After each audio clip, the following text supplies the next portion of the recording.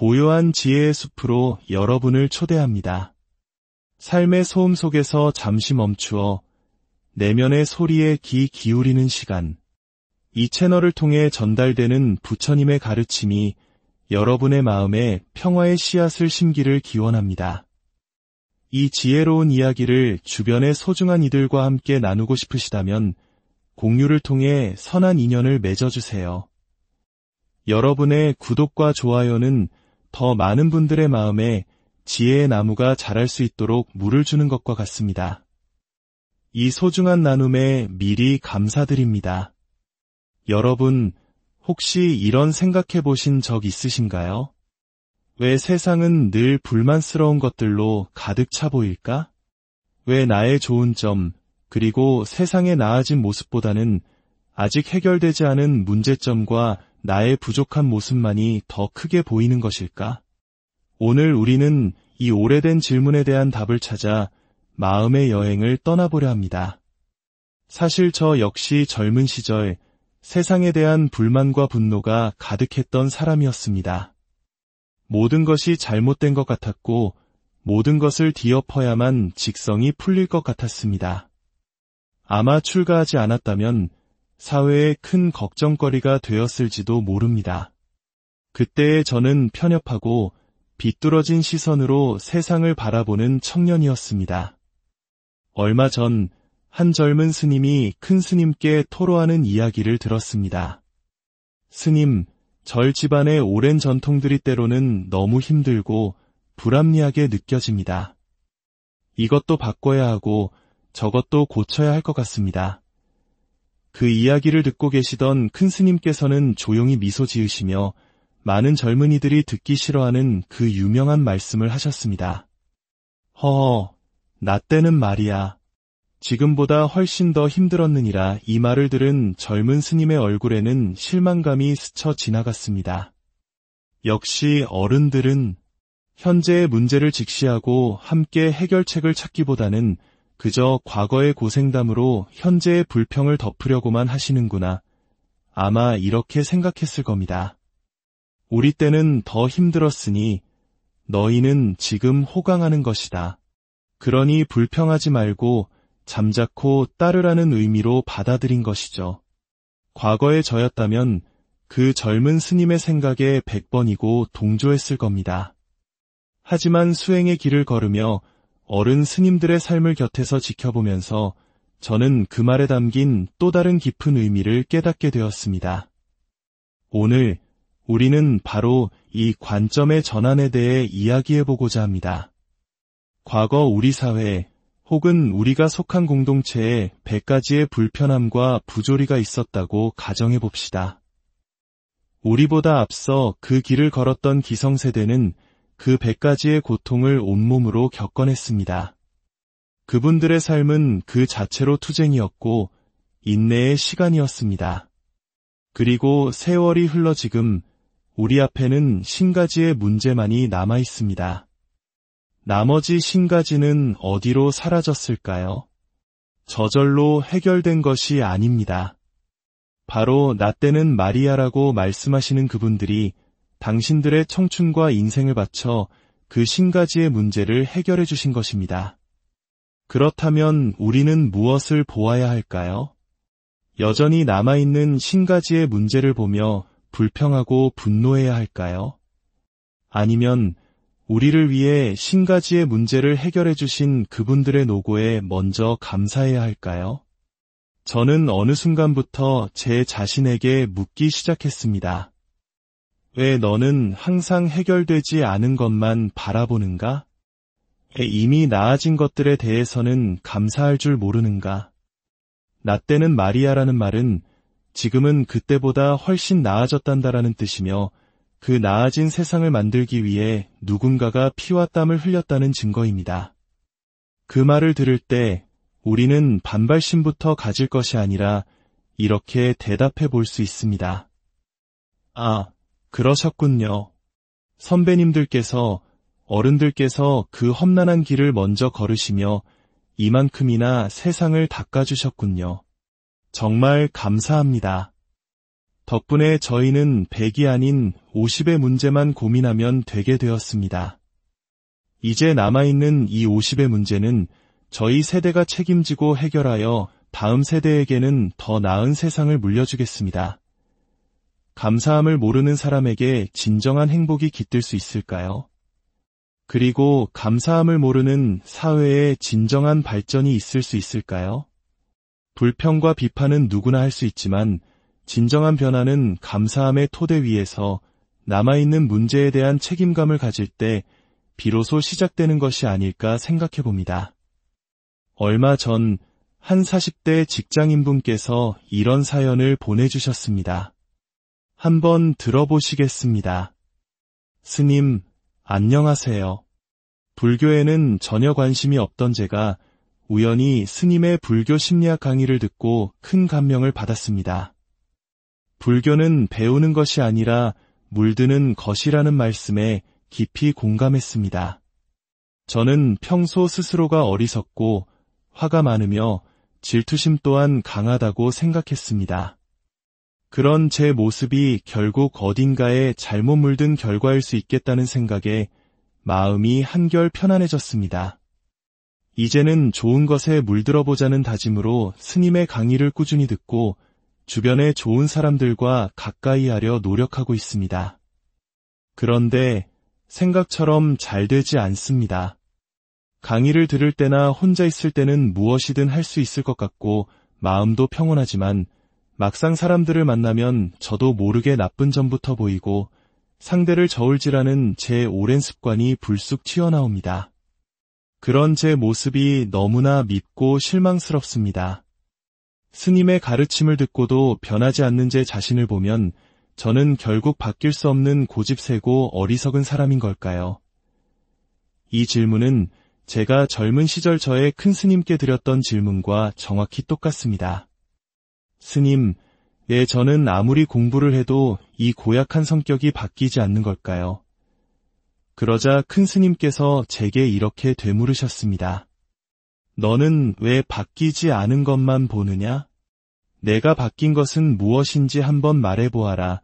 우리는 왜 자신의 긍정적인 변화를 알아차리지 못하는 걸까요? 그 이유는 우리가 바로 온 세상의 중심이자 세상을 평가하는 저울 그 자체이기 때문입니다. 저울은 스스로 자신의 0.2 틀어졌다는 사실을 알지 못합니다. 0.2 이미 100g 틀어져 있어도 저울 자신에게는 그곳이 바로 새로운 영분이 됩니다. 스스로를 교정할 수 없는 것이죠. 누군가 제3자가 나타나 이 저울 0.2 틀어졌네라고 말해주고 다시 0점을 조절해 주어야만 비로소 정확한 무게를 잴 수 있습니다. 우리 각자의 나라는 존재가 바로 그 저울입니다. 부처님께서 탄생하시며 외치셨다는 천상천하 유아독존이라는 말은 이 세상에 나보다 잘난 사람은 없다는 오만한 뜻이 아닙니다. 하늘 위와 하늘 아래 모든 존재는 저마다 자기 자신을 중심으로 세상을 인식하고 경험하는 존귀한 존재라는 깊은 의미를 담고 있습니다. 길을 기어가는 개미 한 마리도 자신만의 우주를 가지고 세상을 경험합니다. 이처럼 우리는 각자 자신의 저울로 세상을 판단합니다. 저것은 맛있다. 저것은 맛없다. 저 사람은 좋다. 저 사람은 싫다. 이 모든 판단의 기준은 바로 나입니다. 문제는 살아가면서 수많은 경험과 편견에 물들어 우리의 저울, 즉 마음의 0점이 조금씩 틀어진다는 것입니다. 하지만 우리는 저울 그 자체이기에 스스로의 0점이 얼마나 틀어졌는지 알아차릴 수가 없습니다. 그래서 우리에게는 스승, 즉 선지식이 필요한 것입니다. 스승은 나의 틀어진 마음의 저울을 비추어 보고 0점을 다시 맞출 수 있도록 도와주는 거울과 같은 존재입니다.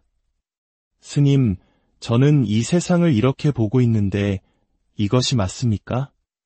스님께서는 이 상황을 어떻게 보십니까? 이처럼 스승의 저울에 끊임없이 나의 저울을 맞추어 보는 과정, 이것이 바로 수행입니다.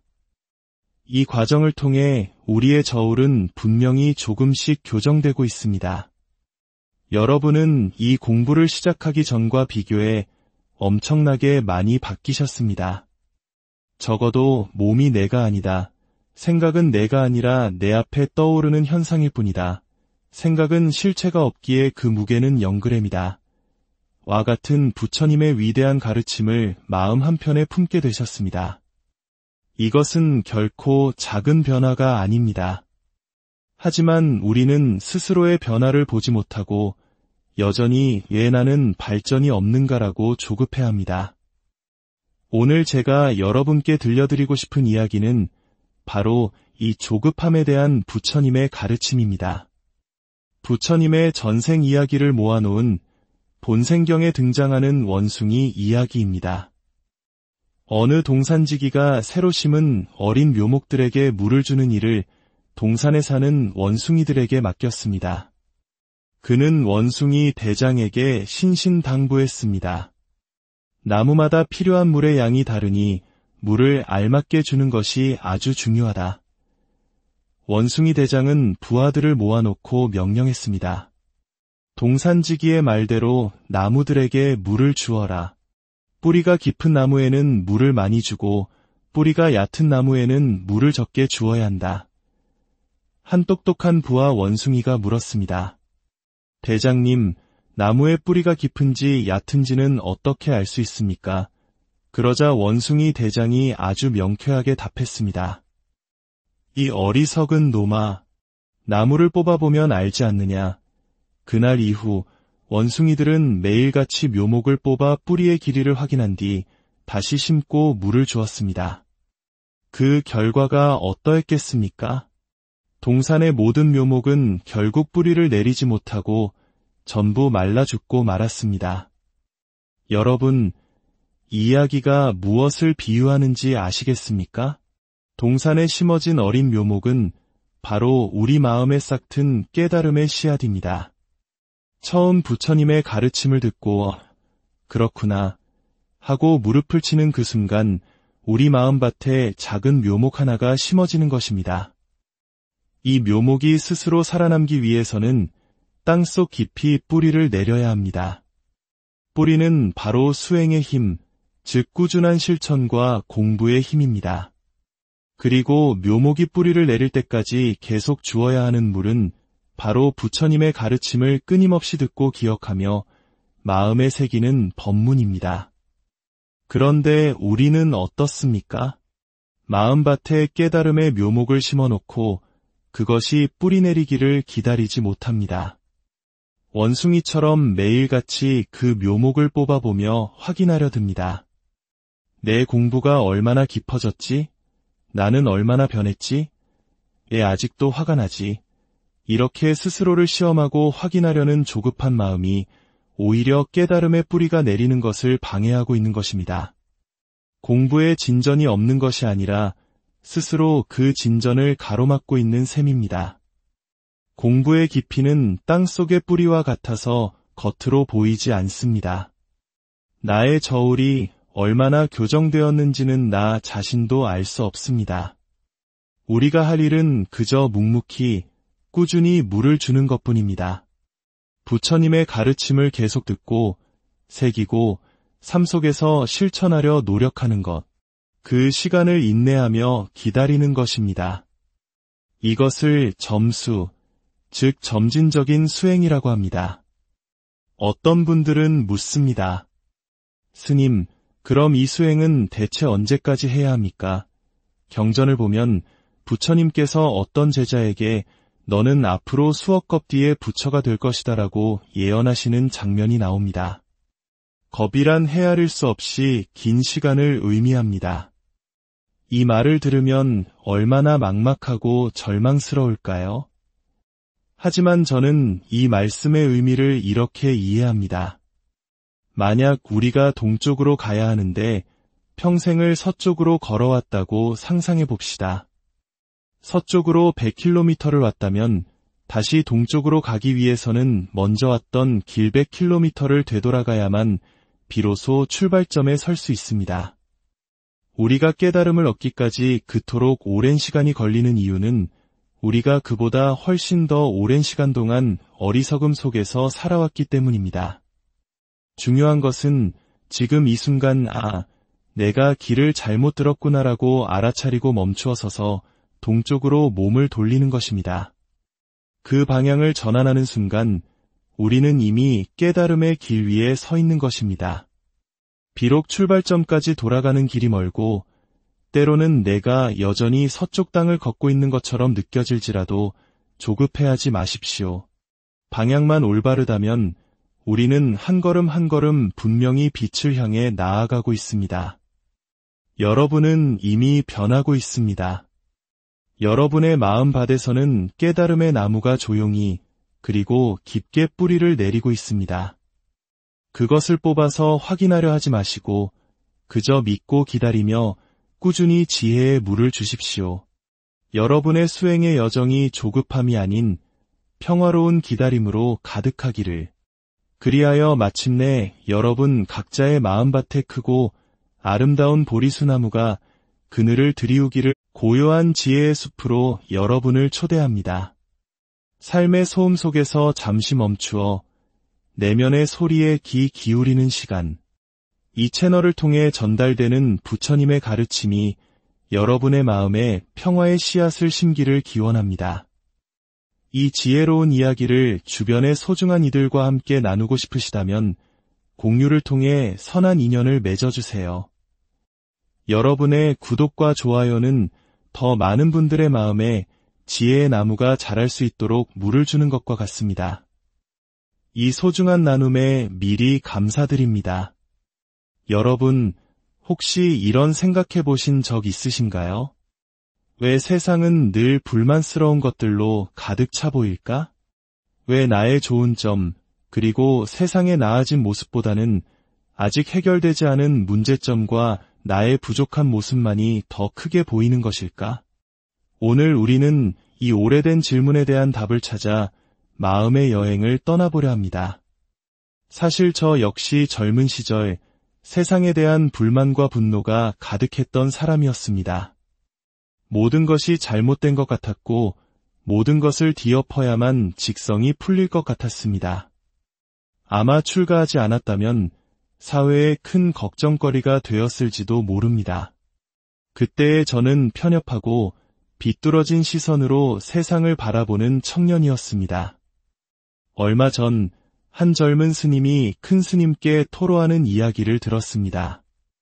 스님, 절 집안의 오랜 전통들이 때로는 너무 힘들고 불합리하게 느껴집니다. 이것도 바꿔야 하고 저것도 고쳐야 할 것 같습니다. 그 이야기를 듣고 계시던 큰 스님께서는 조용히 미소 지으시며 많은 젊은이들이 듣기 싫어하는 그 유명한 말씀을 하셨습니다. 허허, 나 때는 말이야. 지금보다 훨씬 더 힘들었느니라. 이 말을 들은 젊은 스님의 얼굴에는 실망감이 스쳐 지나갔습니다. 역시 어른들은 현재의 문제를 직시하고 함께 해결책을 찾기보다는 그저 과거의 고생담으로 현재의 불평을 덮으려고만 하시는구나. 아마 이렇게 생각했을 겁니다. 우리 때는 더 힘들었으니 너희는 지금 호강하는 것이다. 그러니 불평하지 말고 잠자코 따르라는 의미로 받아들인 것이죠. 과거의 저였다면 그 젊은 스님의 생각에 100번이고 동조했을 겁니다. 하지만 수행의 길을 걸으며 어른 스님들의 삶을 곁에서 지켜보면서 저는 그 말에 담긴 또 다른 깊은 의미를 깨닫게 되었습니다.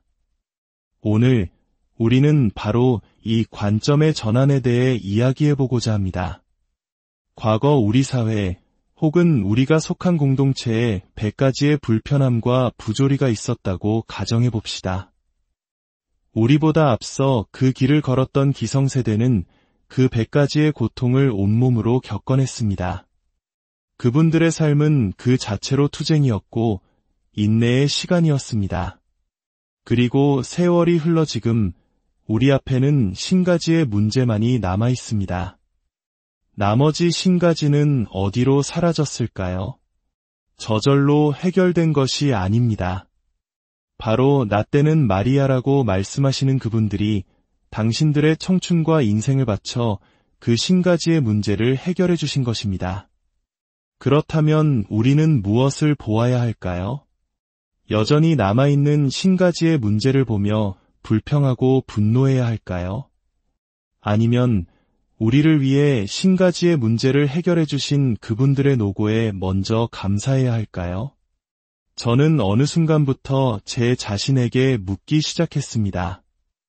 왜 너는 항상 해결되지 않은 것만 바라보는가? 이미 나아진 것들에 대해서는 감사할 줄 모르는가? 나 때는 마리아라는 말은 지금은 그때보다 훨씬 나아졌단다라는 뜻이며 그 나아진 세상을 만들기 위해 누군가가 피와 땀을 흘렸다는 증거입니다. 그 말을 들을 때 우리는 반발심부터 가질 것이 아니라 이렇게 대답해 볼 수 있습니다. 아, 그러셨군요. 선배님들께서, 어른들께서 그 험난한 길을 먼저 걸으시며 이만큼이나 세상을 닦아주셨군요. 정말 감사합니다. 덕분에 저희는 100이 아닌 50의 문제만 고민하면 되게 되었습니다. 이제 남아있는 이 50의 문제는 저희 세대가 책임지고 해결하여 다음 세대에게는 더 나은 세상을 물려주겠습니다. 감사함을 모르는 사람에게 진정한 행복이 깃들 수 있을까요? 그리고 감사함을 모르는 사회에 진정한 발전이 있을 수 있을까요? 불평과 비판은 누구나 할 수 있지만 진정한 변화는 감사함의 토대 위에서 남아있는 문제에 대한 책임감을 가질 때 비로소 시작되는 것이 아닐까 생각해 봅니다. 얼마 전 한 40대 직장인분께서 이런 사연을 보내주셨습니다. 한번 들어보시겠습니다. 스님, 안녕하세요. 불교에는 전혀 관심이 없던 제가 우연히 스님의 불교 심리학 강의를 듣고 큰 감명을 받았습니다. 불교는 배우는 것이 아니라 물드는 것이라는 말씀에 깊이 공감했습니다. 저는 평소 스스로가 어리석고 화가 많으며 질투심 또한 강하다고 생각했습니다.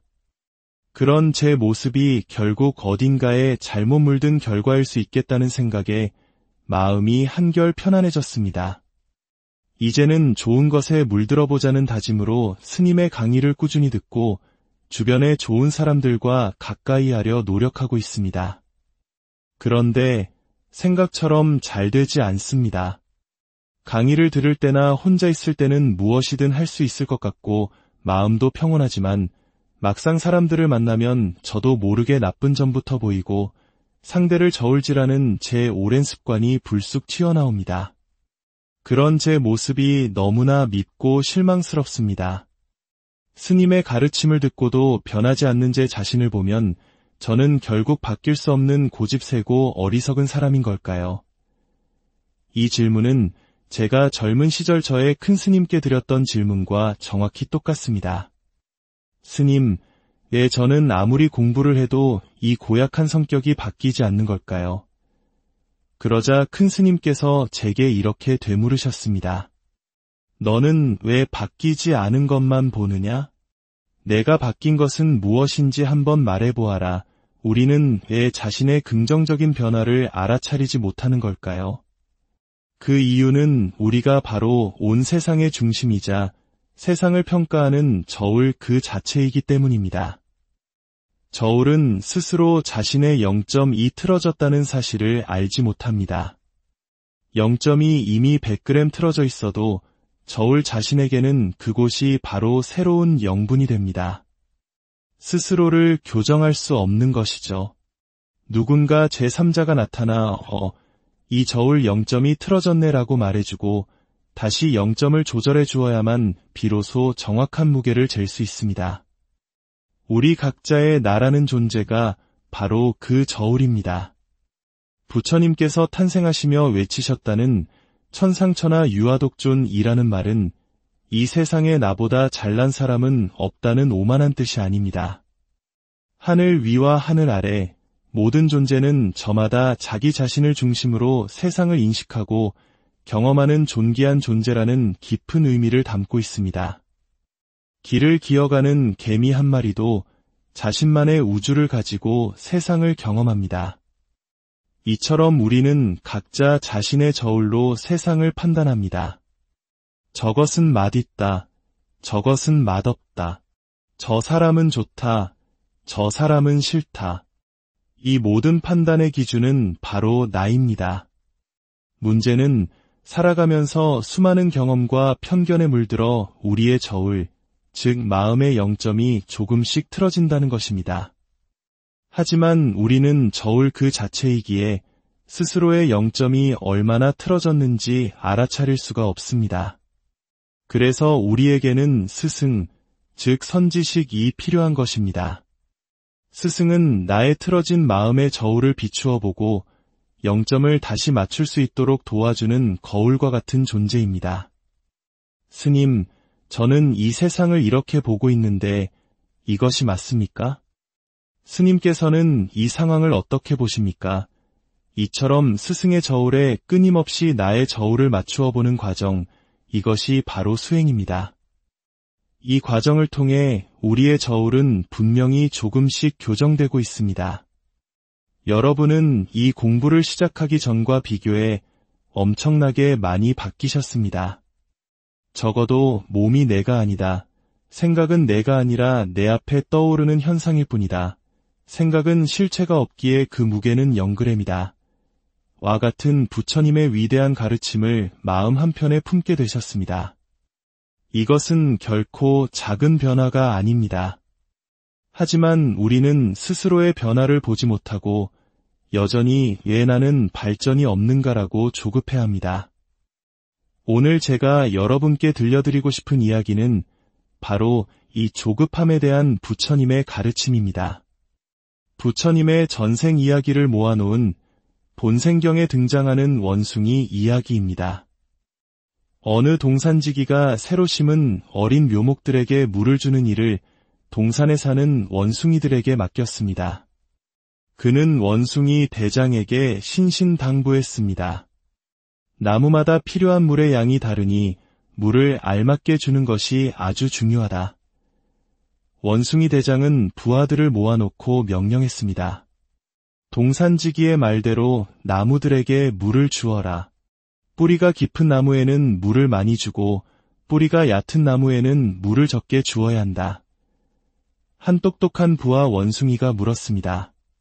대장님, 나무의 뿌리가 깊은지 얕은지는 어떻게 알 수 있습니까? 그러자 원숭이 대장이 아주 명쾌하게 답했습니다. 이 어리석은 놈아, 나무를 뽑아보면 알지 않느냐. 그날 이후 원숭이들은 매일같이 묘목을 뽑아 뿌리의 길이를 확인한 뒤 다시 심고 물을 주었습니다. 그 결과가 어떠했겠습니까? 동산의 모든 묘목은 결국 뿌리를 내리지 못하고 전부 말라 죽고 말았습니다. 여러분, 이 이야기가 무엇을 비유하는지 아시겠습니까? 동산에 심어진 어린 묘목은 바로 우리 마음에 싹튼 깨달음의 씨앗입니다. 처음 부처님의 가르침을 듣고 그렇구나 하고 무릎을 치는 그 순간 우리 마음밭에 작은 묘목 하나가 심어지는 것입니다. 이 묘목이 스스로 살아남기 위해서는 땅속 깊이 뿌리를 내려야 합니다. 뿌리는 바로 수행의 힘, 즉 꾸준한 실천과 공부의 힘입니다. 그리고 묘목이 뿌리를 내릴 때까지 계속 주어야 하는 물은 바로 부처님의 가르침을 끊임없이 듣고 기억하며 마음에 새기는 법문입니다. 그런데 우리는 어떻습니까? 마음밭에 깨달음의 묘목을 심어놓고 그것이 뿌리 내리기를 기다리지 못합니다. 원숭이처럼 매일같이 그 묘목을 뽑아보며 확인하려 듭니다. 내 공부가 얼마나 깊어졌지? 나는 얼마나 변했지? 왜 아직도 화가 나지? 이렇게 스스로를 시험하고 확인하려는 조급한 마음이 오히려 깨달음의 뿌리가 내리는 것을 방해하고 있는 것입니다. 공부에 진전이 없는 것이 아니라 스스로 그 진전을 가로막고 있는 셈입니다. 공부의 깊이는 땅속의 뿌리와 같아서 겉으로 보이지 않습니다. 나의 저울이 얼마나 교정되었는지는 나 자신도 알 수 없습니다. 우리가 할 일은 그저 묵묵히 꾸준히 물을 주는 것뿐입니다. 부처님의 가르침을 계속 듣고 새기고 삶 속에서 실천하려 노력하는 것. 그 시간을 인내하며 기다리는 것입니다. 이것을 점수, 즉 점진적인 수행이라고 합니다. 어떤 분들은 묻습니다. 스님, 그럼 이 수행은 대체 언제까지 해야 합니까? 경전을 보면 부처님께서 어떤 제자에게 너는 앞으로 수억 겁 뒤에 부처가 될 것이다라고 예언하시는 장면이 나옵니다. 겁이란 헤아릴 수 없이 긴 시간을 의미합니다. 이 말을 들으면 얼마나 막막하고 절망스러울까요? 하지만 저는 이 말씀의 의미를 이렇게 이해합니다. 만약 우리가 동쪽으로 가야 하는데 평생을 서쪽으로 걸어왔다고 상상해 봅시다. 서쪽으로 100km를 왔다면 다시 동쪽으로 가기 위해서는 먼저 왔던 길 100km를 되돌아가야만 비로소 출발점에 설 수 있습니다. 우리가 깨달음을 얻기까지 그토록 오랜 시간이 걸리는 이유는 우리가 그보다 훨씬 더 오랜 시간 동안 어리석음 속에서 살아왔기 때문입니다. 중요한 것은 지금 이 순간 내가 길을 잘못 들었구나라고 알아차리고 멈추어 서서 동쪽으로 몸을 돌리는 것입니다. 그 방향을 전환하는 순간 우리는 이미 깨달음의 길 위에 서 있는 것입니다. 비록 출발점까지 돌아가는 길이 멀고 때로는 내가 여전히 서쪽 땅을 걷고 있는 것처럼 느껴질지라도 조급해하지 마십시오.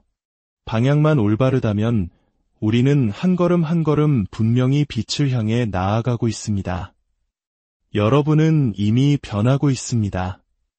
여러분의 마음밭에서는 깨달음의 나무가 조용히 그리고 깊게 뿌리를 내리고 있습니다. 그것을 뽑아서 확인하려 하지 마시고 그저 믿고 기다리며 꾸준히 지혜의 물을 주십시오. 여러분의 수행의 여정이 조급함이 아닌 평화로운 기다림으로 가득하기를. 그리하여 마침내 여러분 각자의 마음밭에 크고 아름다운 보리수나무가 그늘을 들이우기를. 고요한 지혜의 숲으로 여러분을 초대합니다. 삶의 소음 속에서 잠시 멈추어 내면의 소리에 귀 기울이는 시간. 이 채널을 통해 전달되는 부처님의 가르침이 여러분의 마음에 평화의 씨앗을 심기를 기원합니다. 이 지혜로운 이야기를 주변의 소중한 이들과 함께 나누고 싶으시다면 공유를 통해 선한 인연을 맺어주세요. 여러분의 구독과 좋아요는 더 많은 분들의 마음에 지혜의 나무가 자랄 수 있도록 물을 주는 것과 같습니다. 이 소중한 나눔에 미리 감사드립니다. 여러분, 혹시 이런 생각해 보신 적 있으신가요? 왜 세상은 늘 불만스러운 것들로 가득 차 보일까? 왜 나의 좋은 점, 그리고 세상의 나아진 모습보다는 아직 해결되지 않은 문제점과 나의 부족한 모습만이 더 크게 보이는 것일까? 오늘 우리는 이 오래된 질문에 대한 답을 찾아 마음의 여행을 떠나보려 합니다. 사실 저 역시 젊은 시절 세상에 대한 불만과 분노가 가득했던 사람이었습니다. 모든 것이 잘못된 것 같았고 모든 것을 뒤엎어야만 직성이 풀릴 것 같았습니다. 아마 출가하지 않았다면 사회의 큰 걱정거리가 되었을지도 모릅니다. 그때의 저는 편협하고 비뚤어진 시선으로 세상을 바라보는 청년이었습니다. 얼마 전 한 젊은 스님이 큰 스님께 토로하는 이야기를 들었습니다. 스님, 절 집안의 오랜 전통들이 때로는 너무 힘들고 불합리하게 느껴집니다. 이것도 바꿔야 하고 저것도 고쳐야 할 것 같습니다. 그 이야기를 듣고 계시던 큰 스님께서는 조용히 미소 지으시며 많은 젊은이들이 듣기 싫어하는 그 유명한 말씀을 하셨습니다. 허허, 나 때는 말이야. 지금보다 훨씬 더 힘들었느니라. 이 말을 들은 젊은 스님의 얼굴에는 실망감이 스쳐 지나갔습니다. 역시 어른들은 현재의 문제를 직시하고 함께 해결책을 찾기보다는 그저 과거의 고생담으로 현재의 불평을 덮으려고만 하시는구나. 아마 이렇게 생각했을 겁니다. 우리 때는 더 힘들었으니 너희는 지금 호강하는 것이다. 그러니 불평하지 말고 잠자코 따르라는 의미로 받아들인 것이죠. 과거의 저였다면 그 젊은 스님의 생각에 100번이고 동조했을 겁니다. 하지만 수행의 길을 걸으며 어른 스님들의 삶을 곁에서 지켜보면서 저는 그 말에 담긴 또 다른 깊은 의미를 깨닫게 되었습니다. 오늘 우리는 바로 이 관점의 전환에 대해 이야기해보고자 합니다. 과거 우리 사회 혹은 우리가 속한 공동체에 100가지의 불편함과 부조리가 있었다고 가정해봅시다. 우리보다 앞서 그 길을 걸었던 기성세대는 그 100가지의 고통을 온몸으로 겪어냈습니다. 그분들의 삶은 그 자체로 투쟁이었고 인내의 시간이었습니다. 그리고 세월이 흘러 지금 우리 앞에는 50가지의 문제만이 남아 있습니다. 나머지 50가지는 어디로 사라졌을까요?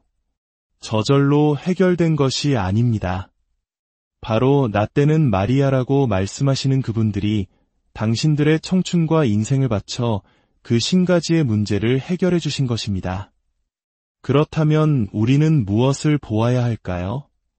여전히 남아있는 50가지의 문제를 보며 불평하고 분노해야 할까요? 아니면 우리를 위해 50가지의 문제를 해결해 주신 그분들의 노고에 먼저 감사해야 할까요? 저는 어느 순간부터 제 자신에게 묻기 시작했습니다. 왜 너는 항상 해결되지 않은 것만 바라보는가? 이미 나아진 것들에 대해서는 감사할 줄 모르는가? 나 때는 마리아라는 말은 지금은 그때보다 훨씬 나아졌단다라는 뜻이며 그 나아진 세상을 만들기 위해 누군가가 피와 땀을 흘렸다는 증거입니다. 그 말을 들을 때 우리는 반발심부터 가질 것이 아니라 이렇게 대답해 볼 수 있습니다.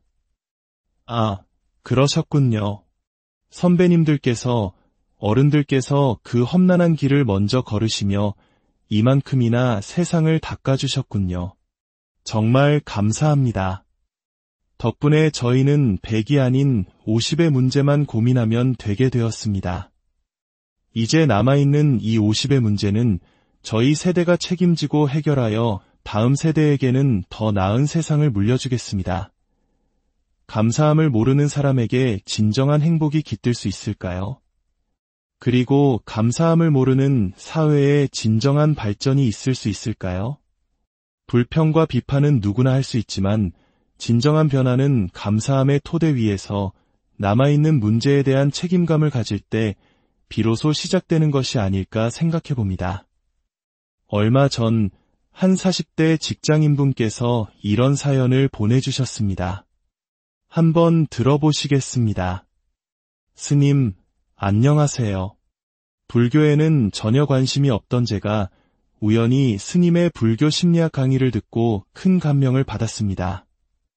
불교는 배우는 것이 아니라 물드는 것이라는 말씀에 깊이 공감했습니다. 저는 평소 스스로가 어리석고 화가 많으며 질투심 또한 강하다고 생각했습니다. 그런 제 모습이 결국 어딘가에 잘못 물든 결과일 수 있겠다는 생각에 마음이 한결 편안해졌습니다. 이제는 좋은 것에 물들어보자는 다짐으로 스님의 강의를 꾸준히 듣고 주변의 좋은 사람들과 가까이 하려 노력하고 있습니다. 그런데 생각처럼 잘 되지 않습니다. 강의를 들을 때나 혼자 있을 때는 무엇이든 할 수 있을 것 같고 마음도 평온하지만 막상 사람들을 만나면 저도 모르게 나쁜 점부터 보이고 상대를 저울질하는 제 오랜 습관이 불쑥 튀어나옵니다. 그런 제 모습이 너무나 밉고 실망스럽습니다. 스님의 가르침을 듣고도 변하지 않는 제 자신을 보면 저는 결국 바뀔 수 없는 고집세고 어리석은 사람인 걸까요? 이 질문은 제가 젊은 시절 저의 큰 스님께 드렸던 질문과 정확히 똑같습니다. 스님, 왜 저는 아무리 공부를 해도 이 고약한 성격이 바뀌지 않는 걸까요? 그러자 큰 스님께서 제게 이렇게 되물으셨습니다. 너는 왜 바뀌지 않은 것만 보느냐? 내가 바뀐 것은 무엇인지 한번 말해보아라. 우리는 왜 자신의 긍정적인 변화를 알아차리지 못하는 걸까요? 그 이유는 우리가 바로 온 세상의 중심이자 세상을 평가하는 저울 그 자체이기 때문입니다. 저울은 스스로 자신의 0.2 틀어졌다는 사실을 알지 못합니다. 0.2 이미 100g 틀어져 있어도 저울 자신에게는 그곳이 바로 새로운 0분이 됩니다. 스스로를 교정할 수 없는 것이죠. 누군가 제3자가 나타나 이 저울 0점이 틀어졌네라고 말해주고 다시 0점을 조절해 주어야만 비로소 정확한 무게를 잴 수 있습니다. 우리 각자의 나라는 존재가 바로 그 저울입니다. 부처님께서 탄생하시며 외치셨다는 천상천하 유아독존이라는 말은 이 세상에 나보다 잘난 사람은 없다는 오만한 뜻이 아닙니다. 하늘 위와 하늘 아래 모든 존재는 저마다 자기 자신을 중심으로 세상을 인식하고 경험하는 존귀한 존재라는 깊은 의미를 담고 있습니다. 길을 기어가는 개미 한 마리도 자신만의 우주를 가지고 세상을 경험합니다. 이처럼 우리는 각자 자신의 저울로 세상을 판단합니다. 저것은 맛있다. 저것은 맛없다. 저 사람은 좋다. 저 사람은 싫다. 이 모든 판단의 기준은 바로 나입니다. 문제는 살아가면서 수많은 경험과 편견에 물들어 우리의 저울, 즉 마음의 0점이 조금씩 틀어진다는 것입니다. 하지만 우리는 저울 그 자체이기에 스스로의 0점이 얼마나 틀어졌는지 알아차릴 수가 없습니다. 그래서 우리에게는 스승, 즉 선지식이 필요한 것입니다. 스승은 나의 틀어진 마음의 저울을 비추어 보고 0점을 다시 맞출 수 있도록 도와주는 거울과 같은 존재입니다. 스님, 저는 이 세상을 이렇게 보고 있는데 이것이 맞습니까? 스님께서는 이 상황을 어떻게 보십니까? 이처럼 스승의 저울에 끊임없이 나의 저울을 맞추어 보는 과정, 이것이 바로 수행입니다. 이 과정을 통해 우리의 저울은 분명히 조금씩 교정되고 있습니다. 여러분은 이 공부를 시작하기 전과 비교해 엄청나게 많이 바뀌셨습니다. 적어도 몸이 내가 아니다. 생각은 내가 아니라 내 앞에 떠오르는 현상일 뿐이다. 생각은 실체가 없기에 그 무게는 0g이다. 와 같은 부처님의 위대한 가르침을 마음 한편에 품게 되셨습니다. 이것은 결코 작은 변화가 아닙니다. 하지만 우리는 스스로의 변화를 보지 못하고 여전히 왜 나는 발전이 없는가라고 조급해합니다. 오늘 제가 여러분께 들려드리고 싶은 이야기는 바로 이 조급함에 대한 부처님의 가르침입니다. 부처님의 전생 이야기를 모아놓은 본생경에 등장하는 원숭이 이야기입니다. 어느 동산지기가 새로 심은 어린 묘목들에게 물을 주는 일을 동산에 사는 원숭이들에게 맡겼습니다. 그는 원숭이 대장에게 신신당부했습니다. 나무마다 필요한 물의 양이 다르니 물을 알맞게 주는 것이 아주 중요하다. 원숭이 대장은 부하들을 모아놓고 명령했습니다. 동산지기의 말대로 나무들에게 물을 주어라. 뿌리가 깊은 나무에는 물을 많이 주고 뿌리가 얕은 나무에는 물을 적게 주어야 한다. 한 똑똑한 부하 원숭이가 물었습니다. 대장님, 나무의 뿌리가 깊은지 얕은지는 어떻게 알 수 있습니까? 그러자 원숭이 대장이 아주 명쾌하게 답했습니다. 이 어리석은 놈아, 나무를 뽑아보면 알지 않느냐. 그날 이후 원숭이들은 매일같이 묘목을 뽑아 뿌리의 길이를 확인한 뒤 다시 심고 물을 주었습니다. 그 결과가 어떠했겠습니까? 동산의 모든 묘목은 결국 뿌리를 내리지 못하고 전부 말라 죽고 말았습니다. 여러분, 이 이야기가 무엇을 비유하는지 아시겠습니까? 동산에 심어진 어린 묘목은 바로 우리 마음에 싹튼 깨달음의 씨앗입니다. 처음 부처님의 가르침을 듣고 그렇구나 하고 무릎을 치는 그 순간 우리 마음밭에 작은 묘목 하나가 심어지는 것입니다. 이 묘목이 스스로 살아남기 위해서는 땅속 깊이 뿌리를 내려야 합니다. 뿌리는 바로 수행의 힘, 즉 꾸준한 실천과 공부의 힘입니다. 그리고 묘목이 뿌리를 내릴 때까지 계속 주어야 하는 물은 바로 부처님의 가르침을 끊임없이 듣고 기억하며 마음에 새기는 법문입니다. 그런데 우리는 어떻습니까? 마음밭에 깨달음의 묘목을 심어놓고 그것이 뿌리 내리기를 기다리지 못합니다. 원숭이처럼 매일같이 그 묘목을 뽑아보며 확인하려 듭니다. 내 공부가 얼마나 깊어졌지? 나는 얼마나 변했지? 얘 아직도 화가 나지? 이렇게 스스로를 시험하고 확인하려는 조급한 마음이 오히려 깨달음의 뿌리가 내리는 것을 방해하고 있는 것입니다. 공부에 진전이 없는 것이 아니라 스스로 그 진전을 가로막고 있는 셈입니다. 공부의 깊이는 땅속의 뿌리와 같아서 겉으로 보이지 않습니다. 나의 저울이 얼마나 교정되었는지는 나 자신도 알 수 없습니다. 우리가 할 일은 그저 묵묵히 꾸준히 물을 주는 것뿐입니다. 부처님의 가르침을 계속 듣고 새기고 삶 속에서 실천하려 노력하는 것, 그 시간을 인내하며 기다리는 것입니다. 이것을 점수, 즉 점진적인 수행이라고 합니다. 어떤 분들은 묻습니다. 스님, 그럼 이 수행은 대체 언제까지 해야 합니까? 경전을 보면 부처님께서 어떤 제자에게 너는 앞으로 수억 겁 뒤에 부처가 될 것이다라고 예언하시는 장면이 나옵니다. 겁이란 헤아릴 수 없이 긴 시간을 의미합니다. 이 말을 들으면 얼마나 막막하고 절망스러울까요? 하지만 저는 이 말씀의 의미를 이렇게 이해합니다. 만약 우리가 동쪽으로 가야 하는데 평생을 서쪽으로 걸어왔다고 상상해 봅시다. 서쪽으로 100km를 왔다면 다시 동쪽으로 가기 위해서는 먼저 왔던 길 100km를 되돌아가야만 비로소 출발점에 설 수 있습니다. 우리가 깨달음을 얻기까지 그토록 오랜 시간이 걸리는 이유는 우리가 그보다 훨씬 더 오랜 시간 동안 어리석음 속에서 살아왔기 때문입니다. 중요한 것은 지금 이 순간 내가 길을 잘못 들었구나라고 알아차리고 멈추어 서서 동쪽으로 몸을 돌리는 것입니다. 그 방향을 전환하는 순간 우리는 이미 깨달음의 길 위에 서 있는 것입니다.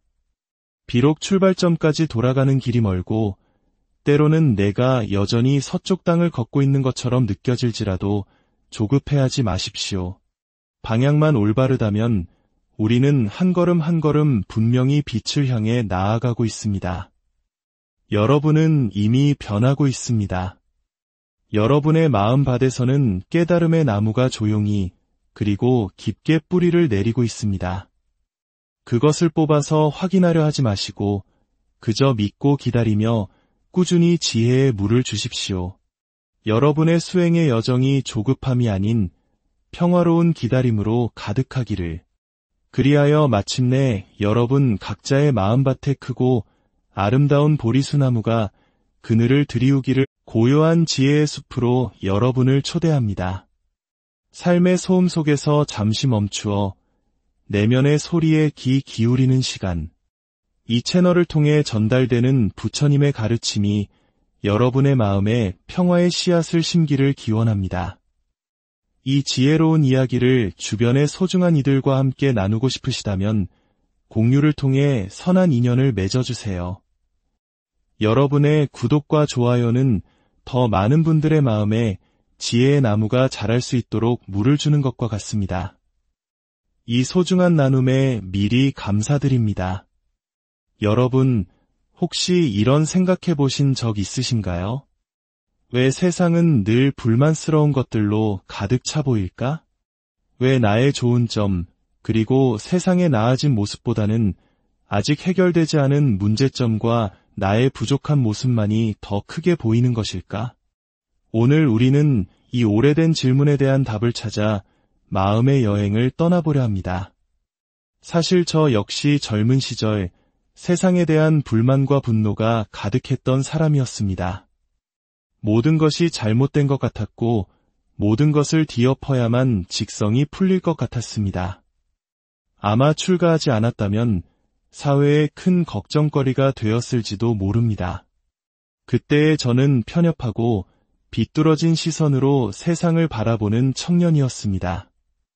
얼마 전 한 젊은 스님이 큰 스님께 토로하는 이야기를 들었습니다. 스님, 절 집안의 오랜 전통들이 때로는 너무 힘들고 불합리하게 느껴집니다. 이것도 바꿔야 하고 저것도 고쳐야 할 것 같습니다. 그 이야기를 듣고 계시던 큰 스님께서는 조용히 미소 지으시며 많은 젊은이들이 듣기 싫어하는 그 유명한 말씀을 하셨습니다. 허허, 나 때는 말이야. 지금보다 훨씬 더 힘들었느니라. 이 말을 들은 젊은 스님의 얼굴에는 실망감이 스쳐 지나갔습니다. 역시 어른들은 현재의 문제를 직시하고 함께 해결책을 찾기보다는 그저 과거의 고생담으로 현재의 불평을 덮으려고만 하시는구나. 아마 이렇게 생각했을 겁니다. 우리 때는 더 힘들었으니 너희는 지금 호강하는 것이다.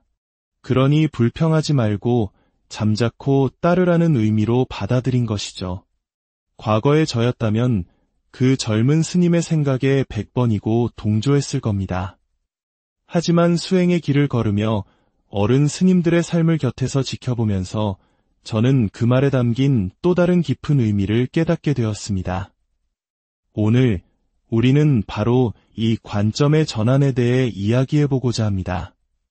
과거 우리 사회 혹은 우리가 속한 공동체에 100가지의 불편함과 부조리가 있었다고 가정해봅시다. 우리보다 앞서 그 길을 걸었던 기성세대는 그 100가지의 고통을 온몸으로 겪어냈습니다. 그분들의 삶은 그 자체로 투쟁이었고 인내의 시간이었습니다. 그리고 세월이 흘러 지금 우리 앞에는 신가지의 문제만이 남아 있습니다. 나머지 신가지는 어디로 사라졌을까요? 저절로 해결된 것이 아닙니다. 바로 나 때는 말이야라고 말씀하시는 그분들이 당신들의 청춘과 인생을 바쳐 그 신가지의 문제를 해결해 주신 것입니다. 그렇다면 우리는 무엇을 보아야 할까요? 여전히 남아있는 신가지의 문제를 보며 불평하고 분노해야 할까요? 아니면 우리를 위해 신가지의 문제를 해결해 주신 그분들의 노고에 먼저 감사해야 할까요? 저는 어느 순간부터 제 자신에게 묻기 시작했습니다. 왜 너는 항상 해결되지 않은 것만 바라보는가? 이미 나아진 것들에 대해서는 감사할 줄 모르는가? 나 때는 말이야라는 말은 지금은 그때보다 훨씬 나아졌단다라는 뜻이며 그 나아진 세상을 만들기 위해 누군가가 피와 땀을 흘렸다는 증거입니다. 그 말을 들을 때 우리는 반발심부터 가질 것이 아니라 이렇게 대답해 볼 수 있습니다. 아, 그러셨군요. 선배님들께서, 어른들께서 그 험난한 길을 먼저 걸으시며 이만큼이나 세상을 닦아주셨군요. 정말 감사합니다. 덕분에 저희는 100이 아닌 50의 문제만 고민하면 되게 되었습니다. 이제 남아있는 이 50의 문제는 저희 세대가 책임지고 해결하여 다음 세대에게는 더 나은 세상을 물려주겠습니다. 감사함을 모르는 사람에게 진정한 행복이 깃들 수 있을까요? 그리고 감사함을 모르는 사회에 진정한 발전이 있을 수 있을까요? 불평과 비판은 누구나 할 수 있지만 진정한 변화는 감사함의 토대 위에서 남아있는 문제에 대한 책임감을 가질 때 비로소 시작되는 것이 아닐까 생각해 봅니다. 얼마 전 한 40대 직장인분께서 이런 사연을 보내주셨습니다. 한번 들어보시겠습니다. 스님, 안녕하세요. 불교에는 전혀 관심이 없던 제가 우연히 스님의 불교 심리학 강의를 듣고 큰 감명을 받았습니다. 불교는 배우는 것이 아니라 물드는 것이라는 말씀에 깊이 공감했습니다. 저는 평소 스스로가 어리석고 화가 많으며 질투심 또한 강하다고 생각했습니다. 그런 제 모습이 결국 어딘가에 잘못 물든 결과일 수 있겠다는 생각에 마음이 한결 편안해졌습니다. 이제는 좋은 것에 물들어보자는 다짐으로 스님의 강의를 꾸준히 듣고 주변의 좋은 사람들과 가까이 하려 노력하고 있습니다. 그런데 생각처럼 잘 되지 않습니다. 강의를 들을 때나 혼자 있을 때는 무엇이든 할 수 있을 것 같고 마음도 평온하지만 막상 사람들을 만나면 저도 모르게 나쁜 점부터 보이고 상대를 저울질하는 제 오랜 습관이 불쑥 튀어나옵니다. 그런 제 모습이 너무나 밉고 실망스럽습니다. 스님의 가르침을 듣고도 변하지 않는 제 자신을 보면 저는 결국 바뀔 수 없는 고집세고 어리석은 사람인 걸까요? 이 질문은 제가 젊은 시절 저의 큰 스님께 드렸던 질문과 정확히 똑같습니다. 스님, 왜 저는 아무리 공부를 해도 이 고약한 성격이 바뀌지 않는 걸까요? 그러자 큰 스님께서 제게 이렇게 되물으셨습니다. 너는 왜 바뀌지 않은 것만 보느냐? 내가 바뀐 것은 무엇인지 한번 말해보아라. 우리는 왜 자신의 긍정적인 변화를 알아차리지 못하는 걸까요?